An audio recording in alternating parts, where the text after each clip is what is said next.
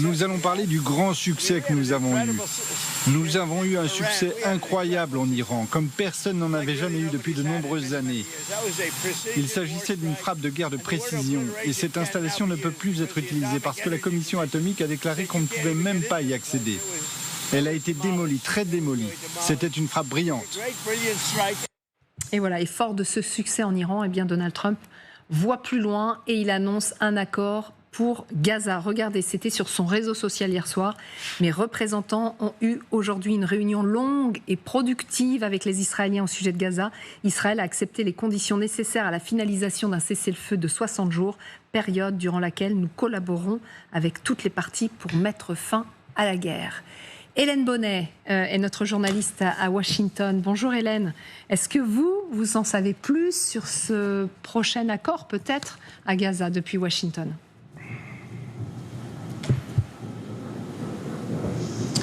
Alors, ce que dit la presse américaine, eh bien, c'est qu'il s'agit d'une des dernières versions d'un accord de cessez-le-feu proposé notamment au Hamas et à Israël par les Qataris et les Égyptiens qui sont les médiateurs aux côtés des États-Unis. Alors, on ne connaît pas dans le détail ce qui a évolué par rapport aux précédentes conditions, mais je vous rappelle ce que demandait Israël, à savoir que le Hamas désarme totalement et que les principaux chefs quittent la bande de Gaza. Ils voulaient une nouvelle gouvernance. Et puis, du côté du Hamas, la condition, c'était que Israël arrête totalement cette guerre. On ne sait pas si le Hamas va accepter ces conditions. En tout cas, Donald Trump, hier soir, a mis la pression sur l'organisation palestinienne en disant que s'il n'acceptait pas, eh bien, la situation ne ferait qu'empirer. On sait qu'une délégation du Hamas est attendue en Égypte aujourd'hui. Ça a été confirmé par une source à l'agence AP. Et du côté israélien, eh bien, Donald Trump met aussi la pression sur Benyamin Netanyahou. Il a dit hier, en marge d'un déplacement en Floride, qu'il serait très ferme avec le Premier ministre israélien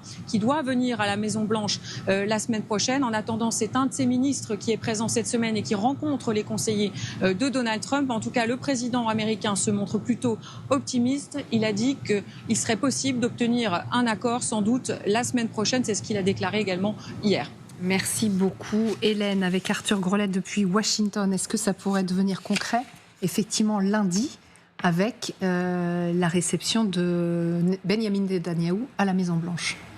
Alors, Donald Trump et Benyamin Netanyahou ont déjà eu des contacts sur un plan plus large, d'ailleurs, concernant Gaza, qui est un plan plutôt de long terme. Maintenant, il faut aussi que le Hamas l'accepte. Et jusqu'à Alors, présent... il y a un responsable du Hamas, là, qui aujourd'hui dit être prêt à la conclusion d'un accord.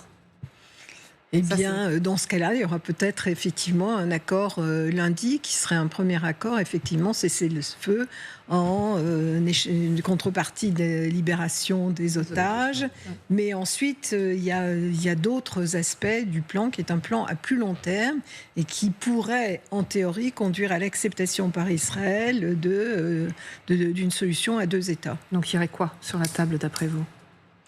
Il y a un certain nombre de dispositions, mais qui sont peut-être à ce stade complètement irréalistes. Mais c'est ce qu'on aurait pensé pendant son premier mandat des accords d'Abraham. Donc, en fait, ce qu'il souhaite, c'est que Gaza soit pour un temps limité, repris par 4 pays du Moyen-Orient, qu'effectivement, dont l'Égypte et les Émirats arabes unis, que le Hamas soit effectivement désarmé, que certains Palestiniens soient acceptés dans d'autres pays de la région, pas évidemment les 2 millions, et ensuite, à terme, un accord plus général et qui conduirait Netanyahou. Et encore une fois, c'est sur le papier, à accepter une solution à 2 États. Mais et puis la prolongation des accords d'Abraham avec cette fois-ci l'inclusion de l'Arabie Saoudite dès lors qu'une solution serait trouvée pour les Palestiniens. Exactement. Avec, il ne faut pas l'oublier, un Premier ministre qui est sous la pression des ultranationalistes dans son pays quand même. Et la question de la Cisjordanie est centrale. Oui, bien sûr, Benjamin Netanyahou est vraiment sous pression, mais à la fois de l'extrême droite, mais aussi du Parlement israélien et aussi de l'opinion publique israélienne. Autant il y avait un certain consensus général et vraiment majoritaire dans la population sur l'Iran et les frappes sur l'Iran et la possible destruction du nucléaire iranien, autant sur Gaza, une large partie de la population ne soutient pas l'action du gouvernement Netanyahou et les crimes qui sont commis par l'armée israélienne à Gaza. C'est ça aujourd'hui. Et lorsque la semaine dernière, ou il y a 2 semaines, plusieurs observateurs ou commentateurs disaient que Benjamin Netanyahou avait tordu le bras de Donald Trump sur l'Iran et l'avait obligé à intervenir dans ce conflit, avec du recul, on peut avoir une lecture complètement différente. Peut-être que c'est Donald Trump qui a tordu le bras de Benjamin Netanyahou, qui avait besoin de cette confrontation à la fois avec l'Iran et avec Gaza. Trump a mis fin à la confrontation avec l'Iran. Il est peut-être en train de mettre fin à la confrontation avec Gaza. Certainement, Donald Trump, ces derniers jours, est en train de tordre le bras à son allié Benjamin Netanyahou, qui le met également dans une position de politique intérieure très délicate. Très délicate. Et d'ailleurs, il en a parlé, Donald Trump, hier. Il assure qu'il va rester extrêmement ferme face au Premier ministre israélien. Comment allez-vous vous y prendre avec Netanyahou pour mettre fin à la guerre à Gaza ? Très ferme, très ferme. Mais Netanyahou le veut aussi. Il vient ici la semaine prochaine. Il veut aussi en finir. Voilà, il veut en finir dans cette guerre avec Gaza, oui. Mais juste une chose, c'est qu'en fait, Netanyahou est devenu plus populaire effectivement avec les frappes sur l'Iran parce que les Israéliens espéraient que ça serait la dernière guerre. Donc si, à la suite de ça, on peut saisir l'occasion d'en finir effectivement avec le conflit à Gaza, je pense que les Israéliens l'accepteront. Ce qui est très intéressant, c'est qu'on voit que Trump joue sur une carte qui est éternelle. En fait, c'est Clausewitz. La guerre, c'est la continuation de la politique par d'autres moyens.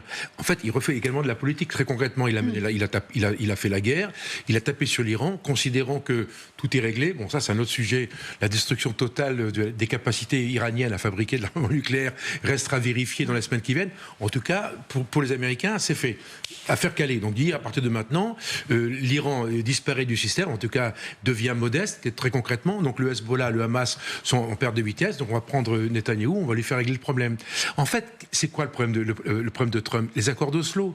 1993, il rejoue la séquence Clinton. Vous vous rappelez il veut son image. Ben oui, parce que on sait tous qu'il se propulse, son regard tourne vers la Norvège une fois de plus. Alors, encore une fois, Oslo, ça tombe bien. Donc on voit qu'il est tendu vers ça. Donc là, il a une possibilité éventuelle d'être reconnu comme le grand négociateur. Rappelez-vous Clinton, quand il fait serrer la main entre Yasser Arafat et Rabin d'un côté. Oui, c'est Rabin, oui. De chaque côté, la surprise. Rappelez-vous la surprise de Yasser Arafat quand il doit serrer, ou de Rabin quand il doit serrer la main.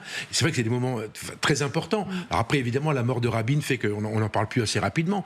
Mais ce que je veux dire, c'est qu'en fait, Trump joue la séquence, quelles que soient les conditions. Donc il va prendre les deux. Enfin, il va prendre les deux. En tout cas, il va en prendre un. Après, le Hamas n'est pas un interlocuteur de qualité. On va dire le modèle palestinien qui va exister à ce moment-là. On va supposer que c'est l'autorité palestinienne. Il va le mettre en main.